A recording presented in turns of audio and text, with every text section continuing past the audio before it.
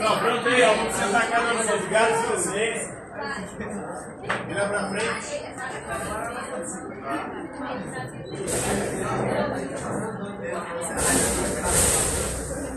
E prestar atenção aqui para que juntos possamos fazer a correção da prova. Então, questão número 1. Uma pessoa vê-se forçada pela necessidade a pedir dinheiro emprestado. Ela sabe muito bem que não poderá pagar, mas vê também que não lhe emprestarão nada se não prometer firmemente pagar em prazo determinado. Ela sente a tentação de fazer a promessa, mas tem ainda consciência bastante para perguntar a si mesma: não é proibido e contrário ao dever livrar-se de abusos dessa maneira? Admitindo que se decida a fazê-la, sua máxima de ação seria: quando julgo estar em apuros por dinheiro, vou pedir emprestado e prometo pagá-lo, embora saiba que tal nunca sucederá. Está de acordo aí com o imperativo categórico, que é o imperativo da ética kantiana. Segundo ele, antes da gente agir, a gente deve pensar o seguinte: se todo mundo fizer isso que eu estou fazendo, será que vai dar certo? Se todo mundo pedir dinheiro emprestado sabendo que não vai pagar, o que vai acontecer? Ninguém mais vai emprestar dinheiro. E o calote vai ser generalizado.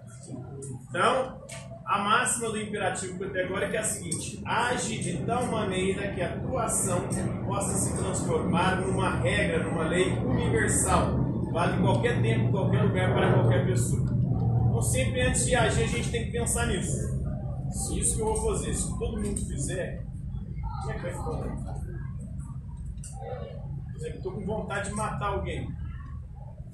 Eu tenho que pensar: se eu matar e todo mundo começar a matar, o que vai acontecer? Não fica ninguém vivo, né? Vou matar todo mundo. Quem mata dá o direito do outro, matar que dá direito do outro, matar que dá direito do outro, matar. E aí no final é aquilo que havia dito, não sei se foi o Mahatma Gandhi. Ele diz o seguinte, né? Olho por olho e dente por dente, o mundo vai ficar cego e banguelo. Olho por olho, dente por dente, vida por vida, não vai sobrar ninguém para contar a história.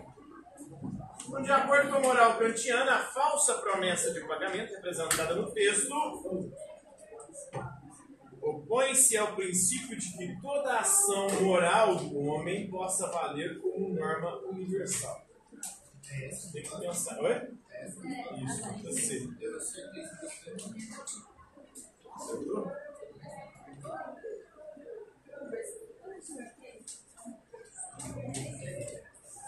Eu não sei.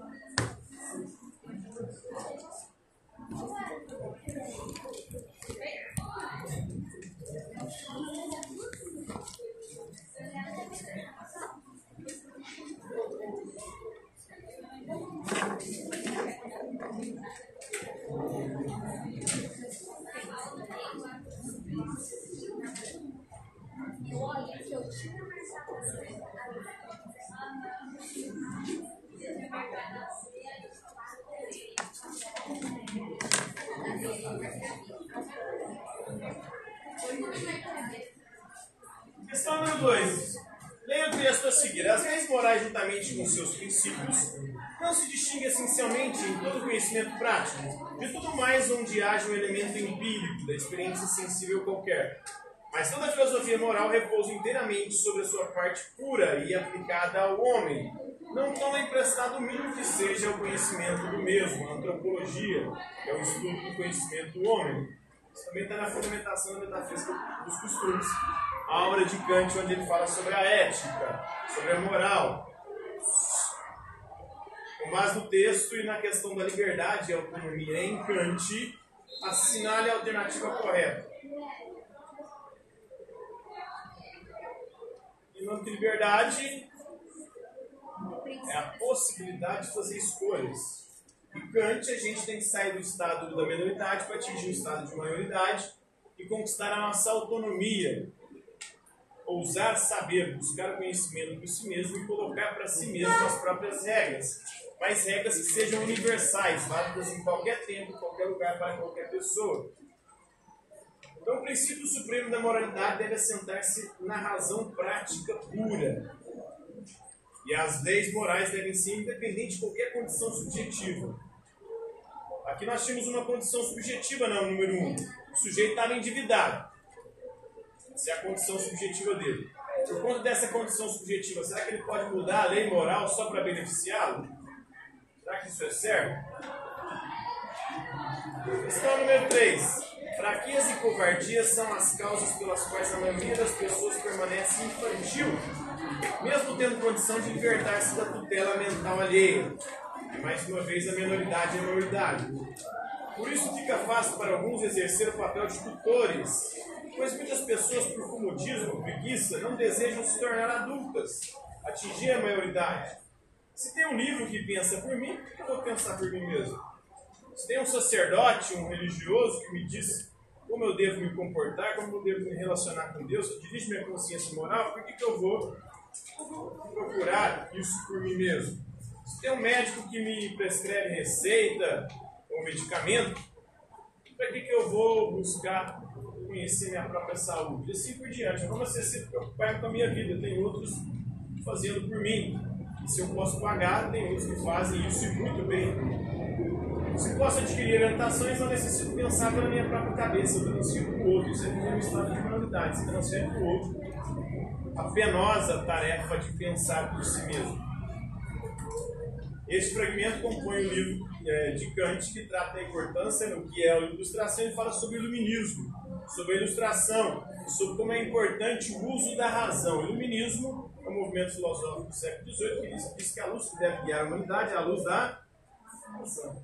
Por isso é a razão, a importância da razão para nos guiar. Ela é a luz que deve nos guiar.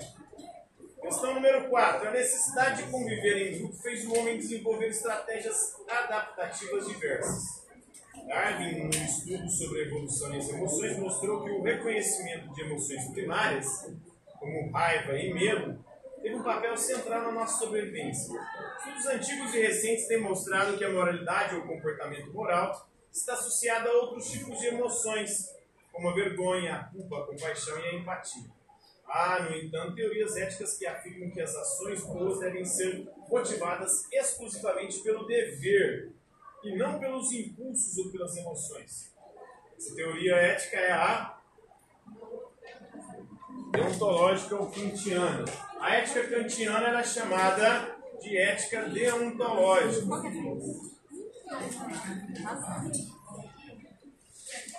Por que deontológica? Lógica vem do grego logos, que é razão ou estudo. Deontos em grego quer dizer dever. É a lógica do dever, a razão do dever. Fazer aquilo que deve ser feito. Agir de tal maneira que a sua ação possa se tornar uma regra, uma lei universal. Questão número 5. Sobre a questão do conhecimento da filosofia kantiana, é correto afirmar que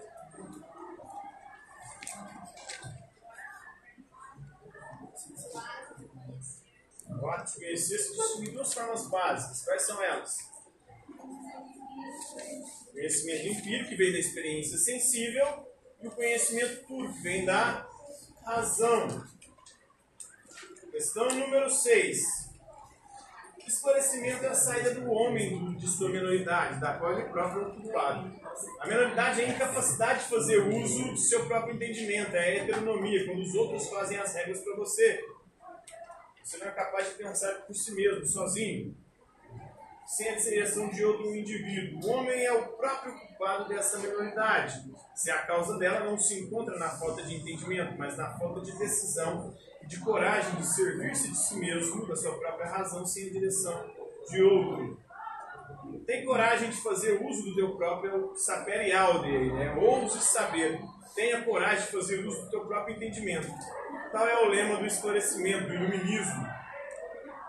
A preguiça e a covardia são as causas pelas quais uma tão grande parte dos homens, depois que a natureza de há muito os libertou de uma condição estranha, continue, no entanto, de bom grado menores durante toda a sua vida.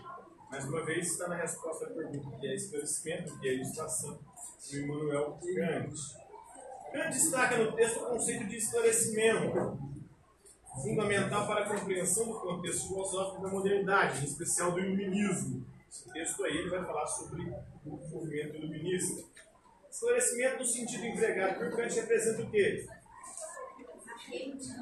A reivindicação de autonomia, da capacidade de fazer suas próprias regras e leis baseadas em princípios universais. A capacidade racional como expressão da maioridade, daquele que pensa por si mesmo, não daquele que fica no estado de minoridade pensando pelos outros, sob a tutela alheia. Questão número 7. O desenvolvimento não é um mecanismo cego que age por si. O padrão de progresso dominante descreve a trajetória da sociedade contemporânea em busca dos fins tidos como desejáveis, fins que os modelos de produção e de consumo expressam. É preciso, portanto, rediscutir os sentidos, nos marcos do que se entende predominantemente por desenvolvimento. Aceita-se rever as quantidades, menos energia, menos água, mais eficiência, mais tecnologia, mas pouco as qualidades. Desenvolvimento para quê e para quem? Isso aí está na obra Encruzilhadas no Desenvolvimento, Impacto sobre o Meio Ambiente, do Jean-Pierre Leroy.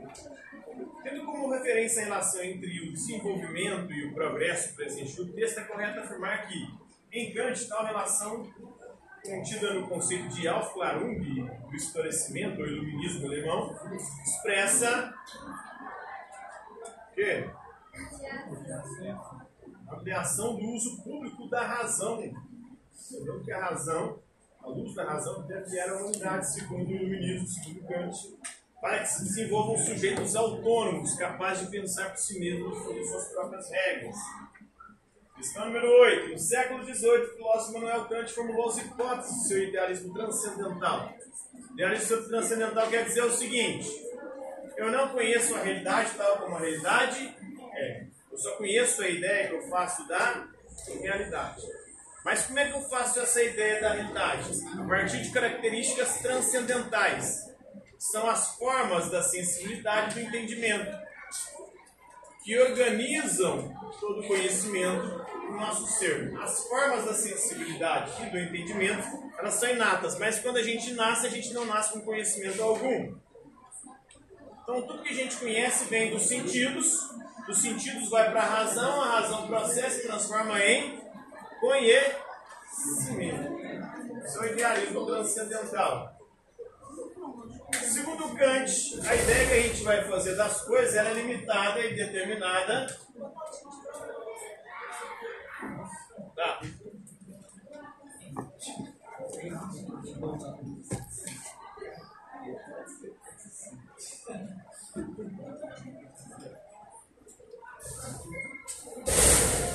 Todo conhecimento logicamente válido ele inicia-se pela experiência. A experiência sensível que fornece os dados para a razão pensar e transformar em conhecimento. Mas é construído internamente por meio das formas a priori da sensibilidade, do espaço do tempo, e pelas categorias lógicas do entendimento, para ele organizar esses dados dos sentidos e transformar isso em conhecimento. Dessa maneira, para Kant, não é o objeto que possui uma verdade a ser conhecida pelo sujeito cognoscente, mas sim os sujeitos, são as nossas estruturas que vão determinar a ideia que a gente vai fazer das coisas. Então, mas sim o sujeito que, ao conhecer o objeto, nele inscreve suas próprias coordenadas sensíveis e intelectuais. Então, ao captar os dados dos objetos, eu vou organizá-los e formulá-los na minha mente conforme as minhas características.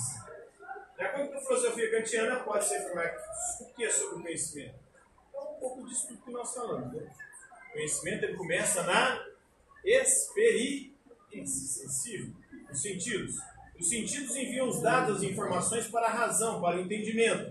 A razão e o entendimento vai organizar essas informações, esses dados, e transformar isso em conhecimento. Questão número 9. Na primeira seção da fundamentação da metafísica dos costumes, Kant analisa dois conceitos fundamentais de sua teoria moral. O conceito de vontade boa. Segundo Kant, todos nós somos dotados de boa vontade, de uma vontade boa. Mas nem todos a usamos da forma adequada. Por isso é necessário um imperativo categórico, que diz o seguinte: age de tal maneira que a tua ação possa se transformar numa lei universal. Vale em qualquer tempo, em qualquer lugar, para qualquer pessoa. Esses dois conceitos traduzem as duas condições básicas do dever. O seu aspecto objetivo, que é a lei moral, que diz o que você deve fazer, e o aspecto subjetivo, que é o acatamento, você submeter a sua liberdade a essa lei moral, né, da lei pela subjetividade livre, como condição necessária e suficiente da ação. Isso está em Kant e Habermas, a reformulação discursiva da moral kantiana. Com base no texto e nos conhecimentos sobre a teoria moral, a ética de Kant, a ética kantiana, diferencia a ação por dever. O que é ação por dever?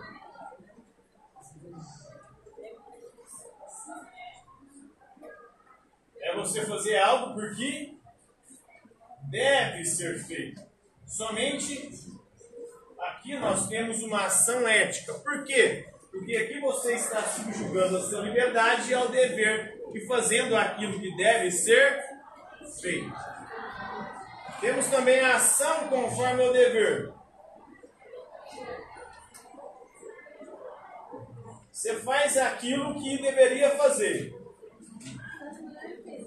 mas não faz porque deve.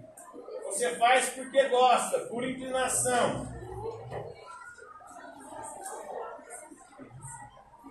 Por gosto, por causa da sensibilidade. Essa ação, mesmo sendo correta, ela não é ética, porque não tem virtude nenhuma. Você faz a coisa que você gosta.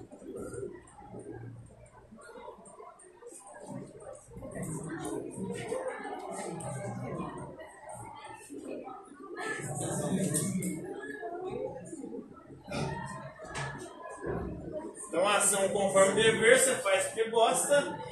É uma ação correta, mas não é ética. Por que ela não é ética? Porque você não está fazendo porque deve, você está fazendo porque gosta. Por exemplo, estudar.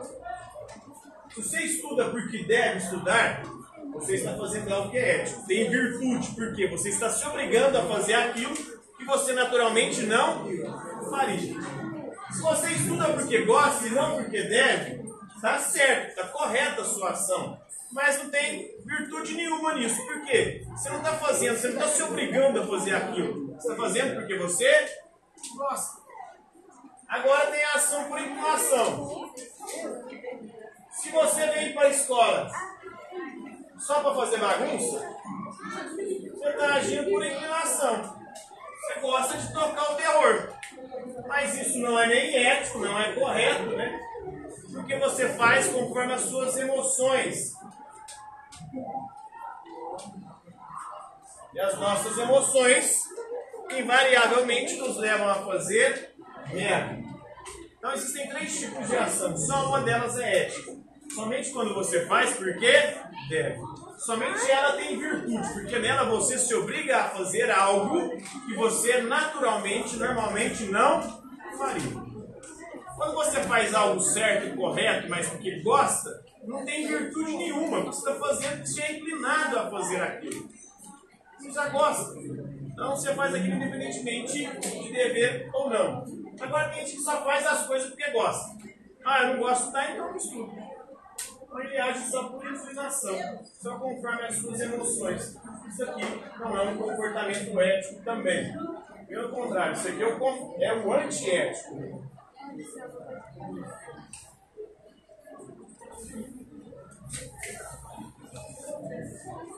E por último, na perspectiva de conhecimento, Immanuel Kant pretende superar a dicotomia racionalismo e empirismo. Explica a teoria do conhecimento de Kant. Ele vai fazer uma síntese entre racionalismo e empirismo. O conhecimento começa pelos sentidos, mas os sentidos sozinhos não produzem conhecimento. Os sentidos precisam do entendimento, da razão, que é a razão que organiza os dados, as informações dos sentidos e processa isso transformando em conhecimento. Então, é isso aí, galera.